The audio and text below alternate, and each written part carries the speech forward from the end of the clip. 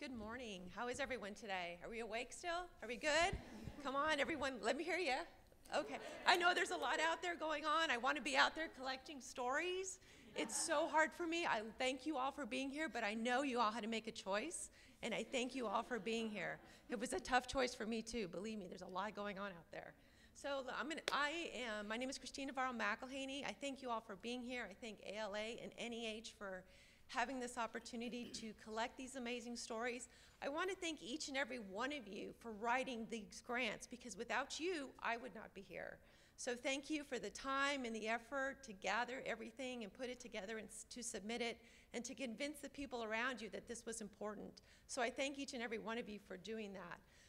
Oral histories are so critical, as you've heard on this panel, as you heard this morning. Family stories are important. So I'm going to ask every one of you, I'm putting you on the spot, how many of you all have collected your own family history? That's a good percentage. Okay, for the rest of you that have not collected your family story, if you leave here today with one mission, you have to collect your parents' or grandparents' or aunt's story. Use your iPhone, use any method. I'm going to tell you a quick story. So my parents were young, very young. I'm an oral historian. I've been doing it for 15 years. One day, my mom got sick. Next day, my dad. They passed away.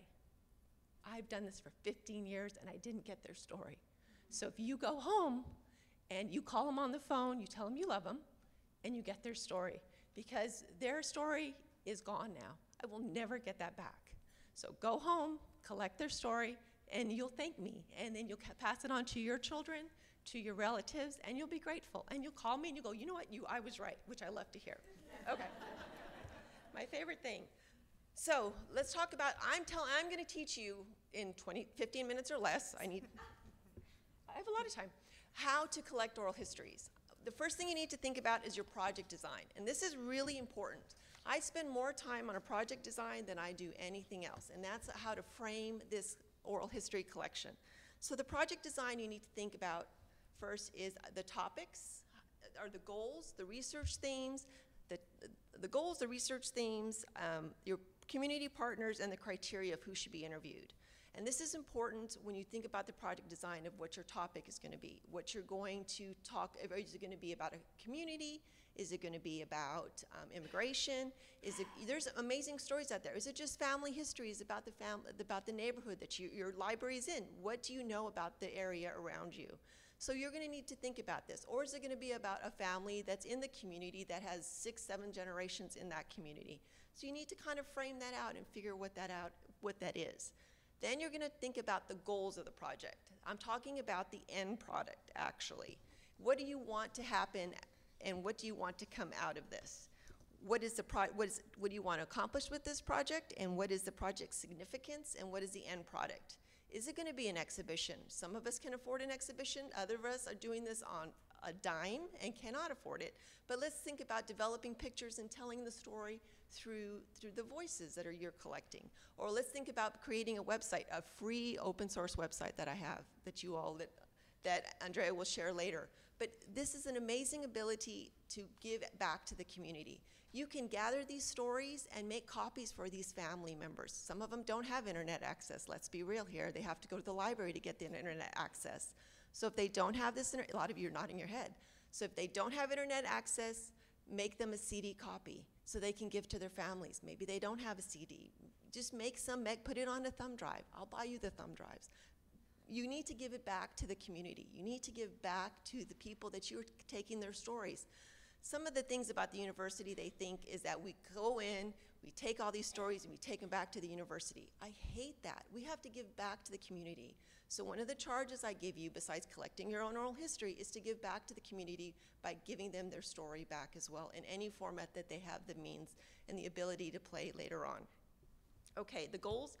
The research. You are going to need the research to understand the time period that you are wanting to do. You're going to need to locate the story within its historical context, and you're going to need to learn what is already known about and what information gaps are out there. So you may know a little bit about the 1960s, 1970s, but do your interviewers know that same time period like you do? I grew up in that time. So I talked to a 20-year-old and they're like, who are the Beatles? I mean, come on, they don't know really who, you know, Jimmy Buffett, anyone? Some people know, some people don't know. So you have to help, that research will help you, help them understand the era. You may completely understand it, but they're not quite sure about it. So you need to teach them about it. You need to let them understand what's going on in the community and how it has changed. So the themes. So what you're going to start happening while you're doing the research is you're going to start seeing themes starting to pop out. When you're doing an exhibition, you all know, how many have done exhibitions, kind of quasi-exhibitions? All right, see, we got some hands. So all of you are going to need to share info, all right, later, because it's important, because you're going to come up to stumbling blocks and you need to talk to someone. So be free, take my number, take my name, call me, because I'm willing to help with all these oral history projects because I believe in this solely. I'm one person, but I can answer emails, I can call, I'll get there because I believe in this completely. Okay, so, sorry. The themes are important because not only is the research important, and the questions are important, but you have to, the interviewer and yourself have to know what you're looking for. They have to understand what the person is not talking about. And sometimes while you're so focused on those questions and that research, your interviewer is not focused on listening. And listening is the most important part. So if you do anything, just listen to your interviewer. Listen to what they have to say. Don't follow my questionnaire. I can give you a questionnaire to follow and you can fill it all out, but listen to what they're saying or what they're not saying. You've got to listen. Listen to each and every one of you. I mean, what they have to say. Don't say, how was your day? They say it was terrible and you walk on. Listen is so important. I mean, it's critical. And I have a lot of the interviewers I have are very young. And so they have the questions and they go 1, 2, 3, 4. And I'm like, okay, you forgot to listen because they told you something and you didn't catch it. And I would have rather you caught that story and not followed my questions. So whatever you do, just make sure that they are listening. Okay, so it also important as part of the listening is the trust. You need good community partners, and you are the community because you know your community, but sometimes having a liaison to a good community partner is important because as a university, they think I am the man sometimes, and I mean, I'm Latino, and I'm still the man sometimes. And so I have to go into my community, and I have to convince them that I'm not gonna come in and take these stories, and they'll never see me again. So I wanna build that relationship, and that community partner is important because you have to build that trust. So not only is listening important, collecting, but also the trust is really important. Okay. The last thing you need to think about in your project design is your criteria. Who are we going to interview? Who are we going to ask to share their stories? Well, I know all of us would love to collect every story known to man. That's not feasible. We don't have the resources. If I could write you the check right now, if NEH could write you the check right now, you could call your representative though and ask them to. You would write the check and collect these stories, but you can't. So you have to develop a criteria of who should we interview. I always start with the elderly. You're gonna think so in my previous job, I used to look at the obituaries to see whose stories I missed. And that would motivate me. If you need anyone to motivate you, call me. I'll motivate you to do these interviews. I will drive you crazy, but I want these stories. I will come help you. Okay, so let's talk about collecting a little bit. Oh wait, your interviewer needs to be someone who's wanting to talk. Your interviewee needs someone who wants to talk. You have to contact them by phone and establish talk a little about your elevator speech about your project. You have to talk about the subjects you're going to discuss. You have to talk about if they're willing to participate. They need to sign a release form, and also where the interview will be archived. Kind of go over these things so they understand when they come to you or you go to them, they're like, why are you here? And they're not thinking you're going to sell them something. And you'll probably have to go over this a couple of times because you're going to show up and they're still going to ask, why are you here? And you'll have to say, I'm here to do your interview. What interview? And you just go through it over and over again. This happens all the time. I do video interviews, and I can't tell you how many people come to me going, you're gonna put me on camera? And I'll be like, yes. So you always have something, always be accommodating. If they're not ready, then go back. So you're gonna have to be really flexible here, really flexible. Okay, so collecting. The most important thing is your equipment. all of us cannot buy the most expensive recording equipment, nice equipment back there behind us. We cannot afford that, we cannot buy that. But in your budget that you have, you can afford to buy a $50, $100, use your iPhone. The most important thing is collecting the story. That's, to me, the most important thing. I can fix the sound later, but I need to collect that story. So be familiar with the equipment, make sure your interviewer is familiar with the equipment. They can't come to you and go, it didn't work. Well, there's no batteries in it. Oh, sorry. So check your batteries, take backup batteries, backup scan discs if you buy them, and you have to read the manual. I know nobody likes to read the manual, but please read the manual, okay? I would love to come and help you with your equipment. I'm really bad at equipment. So I can help you with everything else but equipment, but there's websites for that. But know your equipment. Okay, location. It's important to have a quiet space. Doing an interview at a restaurant is a bad idea, okay? And why is that? Anyone? Why is doing an interview at a restaurant a bad idea?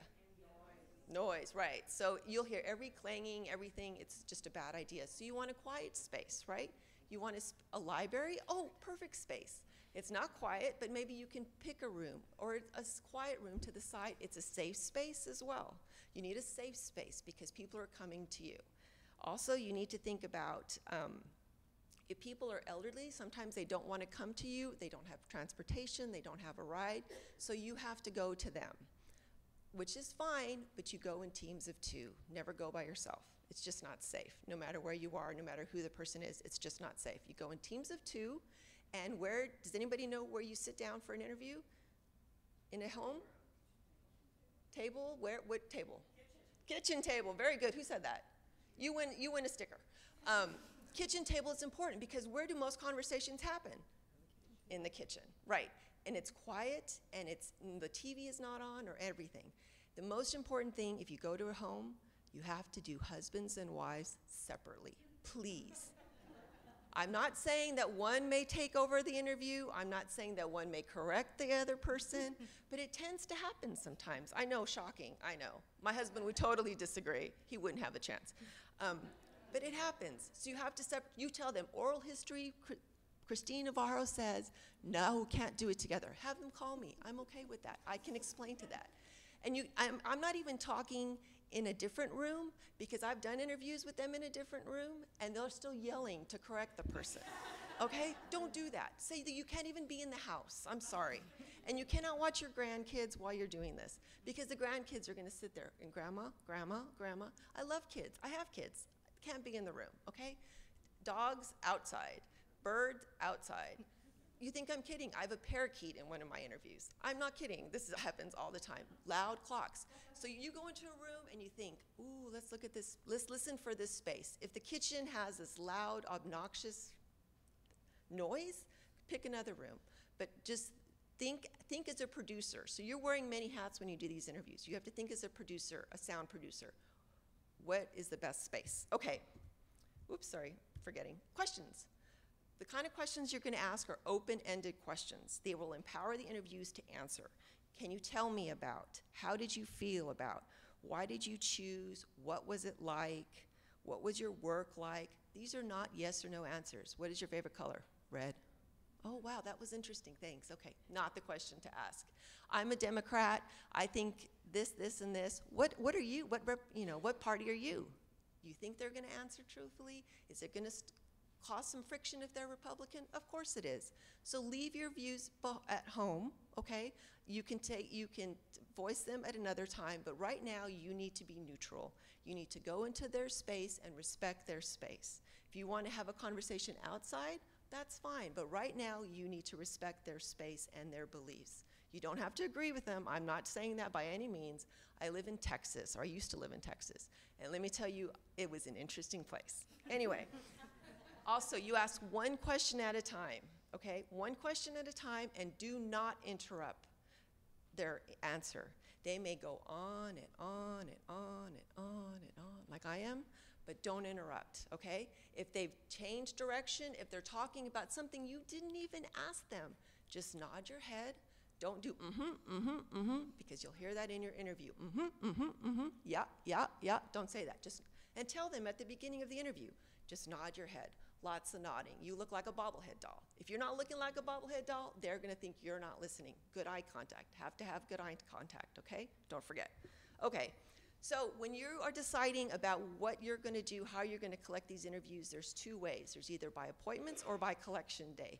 As you can see in this picture, we sent one person for this. Do you see all the men in the picture? There's quite a few men in that picture. So we were a little overwhelmed by the amount of response we got. Not a good idea, okay? So if you're gonna have a collection day, you have to go in big teams. Or if you're gonna have a collection day at your library, you have to either have 5 to 10 people in place ready to do interviews, which means you also have to have space to do that, okay? So if you're gonna do appointments, which can be a much more casual setting, you can take more time, but it takes a much longer time frame and a much longer time period. But they're much more intimate interviews. So, but the part about collecting in this format is they're friends. They get to talk to each other. You have, they're gonna laugh, goldfish. Goldfish is huge at people, gatherings like this, because you put it in little cups, they sit, they visit, they haven't seen each other, you have water. They're gonna stay for 3 hours. We had these men staying for 3 to 4 hours waiting for us because their story was important and someone was willing to listen. So they were gonna wait. So goldfish was amazing. It's cheap. I'm an accountant as well, and I'm looking at the dollar at the bottom line.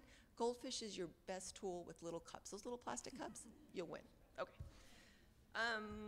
Let me talk to you about some of the challenges. How am I doing on time? I'm trying to hurry. Okay. Challenges. The trust. So these people don't know me at all. They don't know you in some cases. You have to build that trust. You have a very short amount of time to build that trust. Usually I would recommend sometimes doing a pre-interview.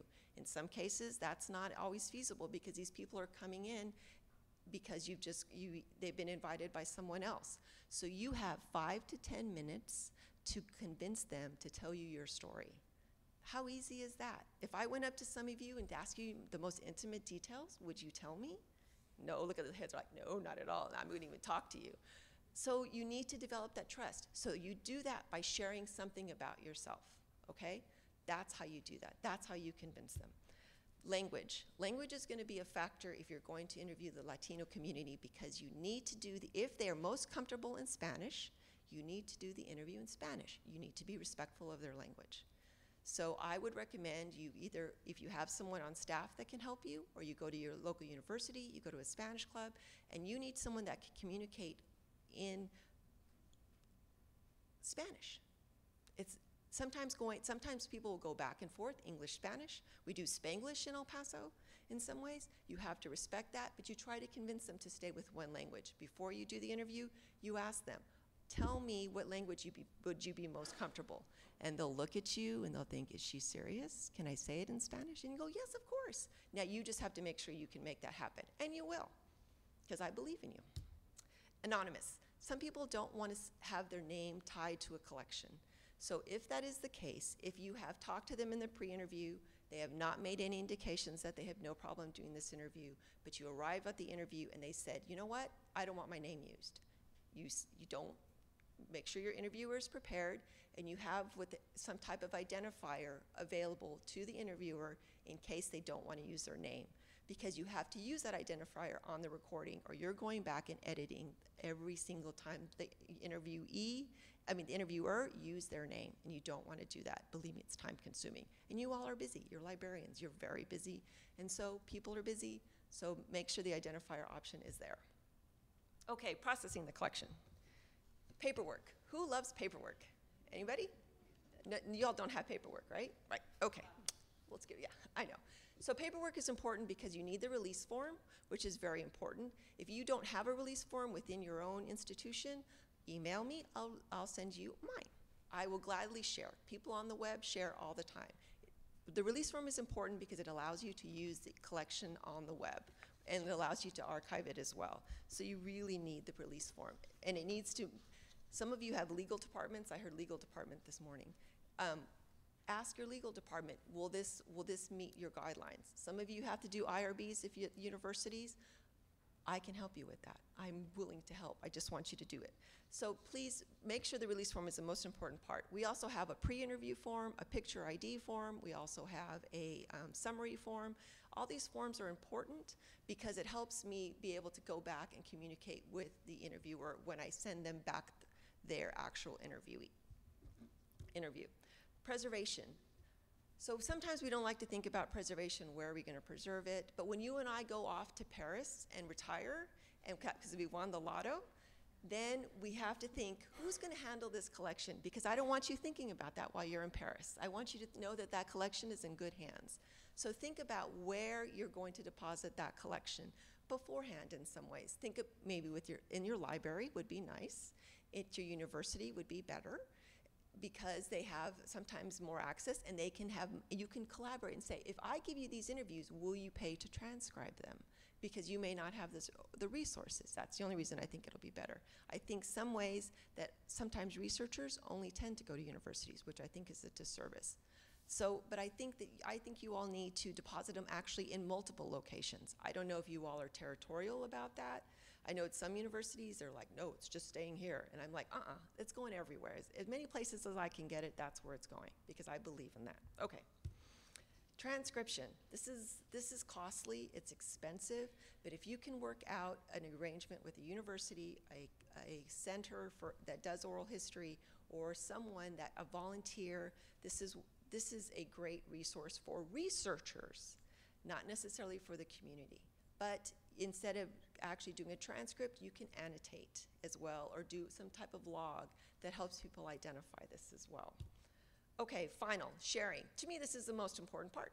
You've done all this work, and you want the community to come out and celebrate their amazing stories, because these aren't your stories, they belong to the community. So you can do this by an exhibition, you can do this in different capacities, and how do you do that? Omeka, Andrea will talk about that later. It's a free open source database and resource.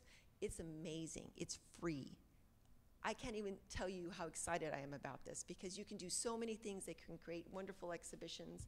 OHMS, which is a service that allows you, it's free as well. I'm only talking it free. I'm cheap, I want to be free.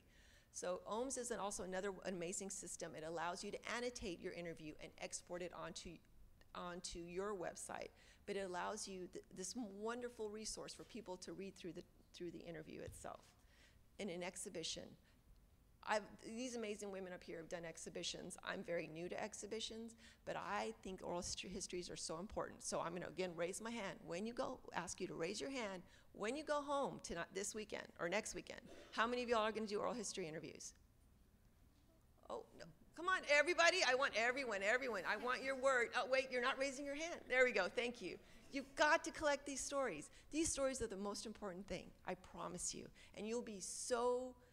It teaches you about yourself, about your community, and about your colleagues. I mean, it's wonderful. Just go do it. If you need help, contact me. I will help you. We will make this happen together, I promise you. Thank you all.